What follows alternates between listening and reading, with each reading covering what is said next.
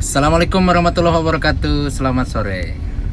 Berjumpa kembali dalam channel YouTube saya dalam program ini Ulah Waka Balik. Ulah Waka Balik. Ulah Waka Balik. Sekarang jam 4 lewat 19 menit. Tuh di dashboard mobil. Ulah Waka Balik, tapi ulah Waka Balik ka imah. Kurang ngobrol-ngobrol heula. Ya, mudah-mudahan tina obrolan ieu aya manfaatna gitu, Pak Hadi. Siap. Dan hari ini saya sengaja membajak salah seorang pegawai Disduk. Mungkin Anda sudah kenal ya. Dia sahabat saya, Bapak Hadi Kresnadianto. Bisa disebut sahabat ya, tapi bisa jadi musuh, apalagi kalau ada Liga Champion. Dia menjadi sosok yang menyebalkan itu, apalagi kalau Barcelona lagi tanding hasilnya tuh menegangkan gitu. Biasanya pagi-pagi suka ada aja yang ngomen tentang hasil Barcelona kemarin. Guys, hari ini saya mau nanya tentang KTP. Tentang KTP. Ya KTP Pak Hadi ke ya. Sama eta kenalkeun heula Pak Hadi nyapa heula. Baik. Assalamualaikum warahmatullahi wabarakatuh. Waalaikumsalam. Nama saya Hadi Kresnadianto. Saat ini mengemban tugas di Dinas Kependudukan dan Pencatatan Sipil Kota Tasikmalaya. Saat ini diberi amanah untuk menjadi Kepala Seksi Pemanfaatan Data dan Dokumen Kependudukan. Ya, itulah perkenalan. Linggih di mana Pak Hadi? Linggih? Asli Tasikmalaya, tinggal di Kecamatan Indihiyang. Deket lah ke dia. Ya, caket ka Disduk. Saya sekarang berada di depan kantor Disduk ya. Berbicara masalah Disduk Pak Hadi ya. Ya. Iya mah masyarakat biasanya Disduk teh pasti we ngurus teu jauh tina ngurus KTP, Betul. ngurus kakak, terus naon akte. Ya, betul. Tak aya hiji deui akte kematian tapi tidak familiar eta teh gitu. Ya. Tapi nantilah itu mengebahas ya. Siap. Nah, saya ingin ngebahas KTP ya. Nah, salah satu yang tertuang di KTP teh NIK nepi ka naon? Sabaraha digit ya teh soalnya 16 digit, betul. 16 digit, kadang poho gitu. Tapi kalau contoh kalau NIP-nya nomor induk pegawai itu mudah dihafal, lamun geus hafal kodena gitu. Ya. Nah, ari NIK ieu teh NIK teh naon sih gitu. Manfaatna naon gitu. Jadi, guys, ini KTP. KTP elektronik. Jadi berbicara tentang KTP elektronik itu tidak terlepas dari dasar hukum atau aturan yang menjelaskan tentang administrasi kependudukan. Dinas Kependudukan dan Pencatatan Sipil Kota Tasikmalaya ini diatur dalam Undang-Undang Nomor 24 Tahun 2013 tentang perubahan atas Undang-Undang Nomor 23 Tahun 2006 tentang administrasi kependudukan. Ya. Di sana dijelaskan bahwa layanan atau produk dari Dinas Kependudukan dan Pencatatan Sipil ada atau terdiri dari 23 layanan. Salah satunya adalah ini, pencetakan atau pembuatan KTP elektronik. Ya. Nah, dalam KTP elektronik ini ada yang disebut NIK, nomor induk kependudukan, atau dengan bahasa lain adalah SIN, Single Identity Number. Artinya SIN atau NIK ini sifatnya tunggal, memiliki ciri khas tertentu dan melekat pada diri seseorang. Ya. Artinya satu NIK ini hanya dimiliki oleh satu orang. Adapun NIK ini terdiri dari 16 digit atau 16 angka. 16 angka. Ya. Yang terdiri dari untuk kota Tasik ini 3278. Nah, kita sama-sama perhatikan Pak Momon. 3278. Nah, 32 ini menjelaskan kode Provinsi Jawa Barat. 32. 32. Kemudian 78. 78. Ini kode Kota Tasikmalaya. 78 Kota Tasik. Kemudian 2 digit berikutnya 01 sampai dengan 10 itu menunjukkan kode kecamatan. Termasuk lamun pindah ke kabupaten misalkan. Betul.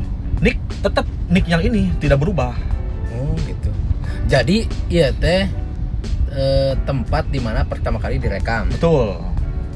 Nepi ka non 3278 01 atau 02 ya. Itu kode kecamatan. Kemudian ini 2 digit berikutnya tanggal lahir. Kemudian 2 digit berikutnya bulan lahir. Kemudian 2 digit berikutnya tahun lahir. Oke. Dan 4 digit sisanya itu merupakan nomor urut yang memiliki tanggal lahir yang sama, kemudian kecamatan yang sama, kota yang sama, dan provinsi yang sama. Oke. Ari kode perempuan sama tuh? Nah, untuk perempuan ada perbedaan di tanggal lahirnya. Khusus untuk perempuan, tanggal lahirnya ditambah angka 40. Misalnya, kalau tanggal lahirnya 06, maka yang tertera di NIK itu jadi 46. Kalau tanggal lahirnya 10 ditambah 40 jadi 50. Nah, itu ketentuannya diatur dalam Permendagri. Jadi untuk perempuan namun tanggal 30 tambah 40 jadi 70. 70. Betul. Oh, jadi hanya di tanggal saja. Hanya di tanggal saja. Bulan tidak. Tahun tidak. Tahun tidak. Oh, kunaon ya. Kunaon? Alasannya apa itu teh? Ya itu diatur dalam Permendagri mungkin untuk membedakan antara laki-laki dengan jenis kelamin laki-laki dengan jenis kelamin perempuan. Kenapa nilainya 40 enggak 10? Kalau 10 sangat dimungkinkan misalnya tanggal lahirnya 6 ditambah 10 maka jadi 16. Itu bisa sama dengan yang laki-laki 16. Kalau 40 kan tidak akan ada yang sama. Karena tanggal di bulan kan sampai tanggal 31. Ya, kalau ditambah 40 nggak akan ada yang sama. Kartos. Itu. Saya baru tahu ini. Jadi 32 kode provinsi. Yang pertama 2 digit pertama. Ya. 78 2 digit ke berikutnya Kota Tasik. Kode kota, betul. Kode kota lah gitunya. Saya di sini 05 karena saya tinggal di Kawalu. Ya. Kode kecamatan, terus tanggal lahir, bulan lahir, tahun lahir, sama nomor urut. Betul. Nah, NIK ini sifatnya melekat, unik, melekat. Adapun NIK, ada yang bertanya, kenapa NIK saya berbeda dengan tanggal lahir? Itu pastikan dulu yang memiliki NIK tersebut laki-laki atau perempuan. Kalau perempuan memang aturannya seperti 40. Itu ditambah 40. Tapi tidak mesti itu sama dengan tanggal lahir. Yang jelas NIK yang terdaftar di sistem administrasi kependudukan, di sistem informasi administrasi kependudukan, dan NIK yang terekam sebagai biometrik di sistem SIAK, nah itulah yang dipakai. Oke. Dan ke depan mungkin nanti dari KTP ini bisa digunakan dimanapun ya. Misalkan Betul. Misalkan lamun datang ke rumah sakit cukup bisa nggak itu teh? Ya, cukup. Misalkan hanya ngasih KTP tuker kartu lain deh gitu. Ya. Bisa kan? Ya, sangat dimungkinkan. Jadi ke depan database kependudukan ini bisa diintegrasikan dengan sistem informasi atau sistem aplikasi yang ada di OPD lainnya. Hal ini dituangkan dalam Undang-Undang 24 tahun 2013 pasal 58 ayat 4 bahwa data kependudukan bisa dimanfaatkan untuk berbagai keperluan, diantaranya 1 untuk pelayanan publik, 2 perencanaan pembangunan, 3 alokasi anggaran, pelayanan publik, perencanaan pembangunan, alokasi anggaran, pembangunan demokrasi, dan yang kelima penegakan hukum dan pencegahan kriminal. Contoh pelayanan publik untuk pendaftaran nasabah baru atau untuk pembukaan rekening di perbankan itu menggunakan data kependudukan. Kemudian dan untuk hal ini di Kota Tasik sudah dilakukan kerjasama untuk itu. Ya, betul. Penggunaan data. Ya, di Kota Tasik baik itu secara vertikal ataupun dalam lingkungan pemerintah Kota Tasikmalaya itu kita sedang mengembangkan kerjasama untuk integrasi data kependudukan ini. Oke. Terus tadi kedua teh Perencanaan pembangunan. rencana pembangunan Contohnya dalam proses pembangunan infrastruktur di suatu wilayah, di suatu kecamatan misalnya. Ini di kecamatan ini kebanyakan lansia atau anak-anak. Ketika nanti akan dilaksanakan pembangunan, tentu misalnya pembangunan taman di suatu kecamatan ini dibangunnya taman lansia atau taman anak-anak misalnya. Kalau di satu kecamatan tersebut kebanyakan lansia, maka yang dibangun adalah taman lansia misalnya seperti itu. Oke. Dan perencanaan pembangunan lainnya itu salah satu contoh kecilnya. Muka tilu Alokasi anggaran. Alokasi Ini anggaran. ya jelas ini menentukan kebijakan dari pusat tentang alokasi anggaran. Yang keempat pembangunan demokrasi.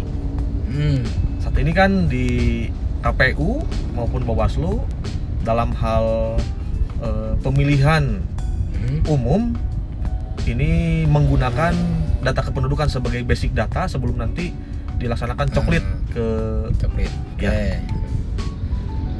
Dan yang kelima adalah penegakan hukum dan pencegahan kriminal. Contohnya namun Salah satu contoh terjadi pencurian misalkan di suatu wilayah, itu dicari sidik jarinya, baik yang bisa itu tadi bisa karena kan tapi hanya yang punya otoritas tertentu gitu. betul. Nah itu diatur dalam peraturan Menteri Dalam Negeri nomor 102 tahun 2019. Siapa saja ya yang bisa mengakses data kependudukan itu diatur. Oke, siapa dan saja. Security printingnya itu atau keamanannya itu sangat dijaga rahasia. Adapun yang disebutkan dalam peraturan Menteri Dalam Negeri 102 2019 yang bisa memanfaatkan data kependudukan yang pertama, yang bisa mengakses data kependudukan yang pertama lembaga negara.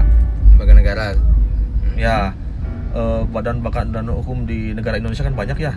Ada BNN, KPK juga mengakses data kependudukan. Kemudian Bawaslu, KPU, imigrasi. Kemudian yang kedua adalah lembaga negara, kementerian-kementerian. Yang kedua kementerian di Indonesia juga sudah mengakses data kependudukan. Kemudian yang ketiga, nah ini yang menjadi kewenangan di tingkat daerah adalah organisasi perangkat daerah atau OPD yang ada di lingkungan Kota Tasikmalaya. Itu bisa. Ya? Bisa. Semua OPD bisa mengakses data kependudukan dengan mekanisme dan aturan tentu yang berlaku. Dan yang keempat adalah Badan Hukum Indonesia seperti perbankan gitu kan, perbankan swasta. Banyak perbankan yang sudah mengakses data kependudukan. Termasuk provider, kemudian banyak lah. Itu pengajuannya seperti kumaha namun tadi pihak-pihak yang ingin mengakses itu. Ada beberapa mekanisme yang diatur. Yang pertama, lembaga pengguna mengajukan permohonan izin. Kalau di tingkat daerah, di tingkat Kota Tasikmalaya, lembaga pengguna mengajukan permohonan izin akses kepada kepala daerah selaku pembina atau yang memiliki kewenangan di tingkat Kota Tasikmalaya. Kemudian diteruskan permohonan izin tersebut kepada Dirjen Dukcapil Kemendagri. Yang ketiga, turun surat izin akses data kependudukan. Yang keempat, proses integrasi, ini proses teknisnya. Dan yang kelima adalah monet. Dalam proses teknis ada 3 metode. Yang pertama metode web portal. Jadi ketika lembaga pengguna belum memiliki sistem informasi atau sistem aplikasi, maka lembaga pengguna bisa melihat hanya melihat data kependudukan. Ketik nik, muncul data kependudukan seseorang. Yang kedua adalah integrasi.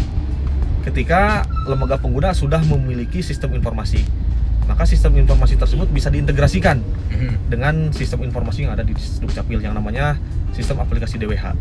Dan yang ketiga adalah penggunaan card reader KTPL.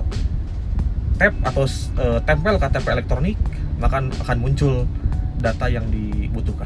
Nah, sebagai informasi tambahan, satu NIK ini satu NIK ini melekat 31 elemen data.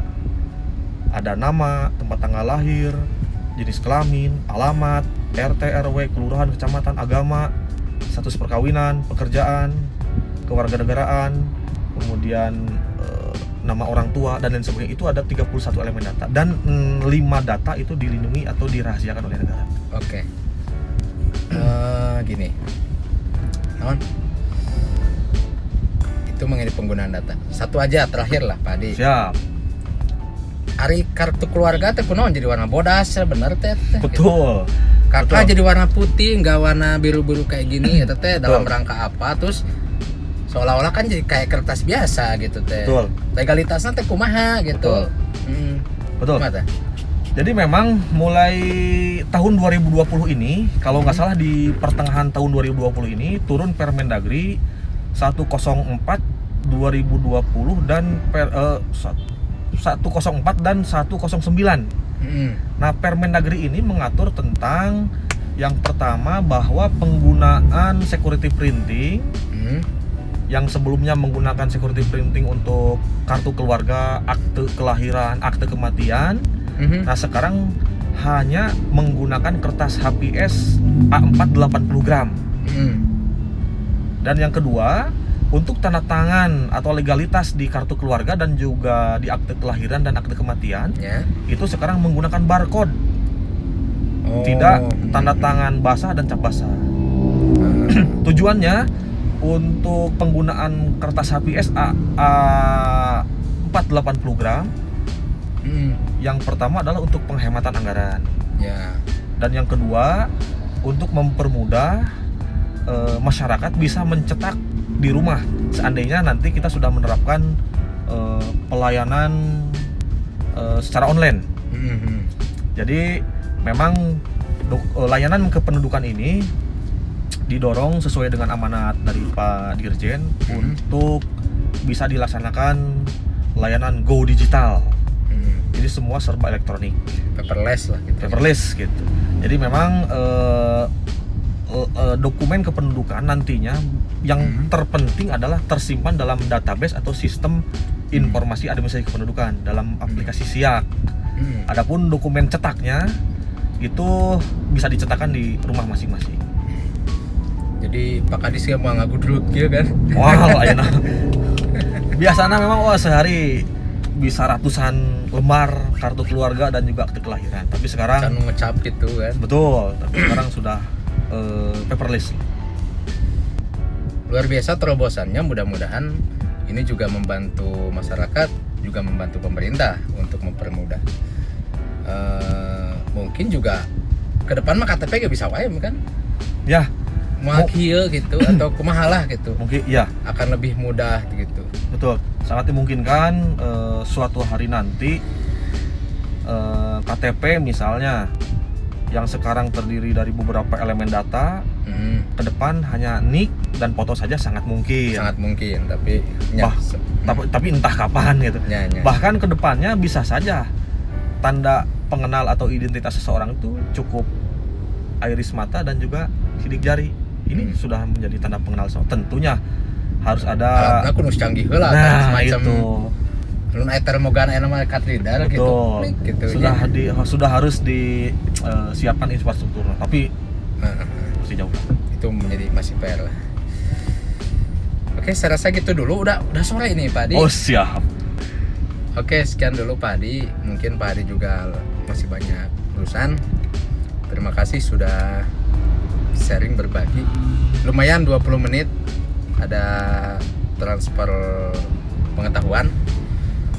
Apabila aya ditaroskeun markais kependudukan aya ieu teh atanapi lamun layanan naon? Layanan online godok kan eta teh nya. Betul. Eta kan nomor mana? Nanti ditayangkan di sini aja. Oh iya ya. Di sini lah, di sini. Oke. Oke, demikian. Terima kasih. Bila itu topik kuliah. Assalamualaikum warahmatullahi wabarakatuh. Waalaikumsalam warahmatullahi wabarakatuh.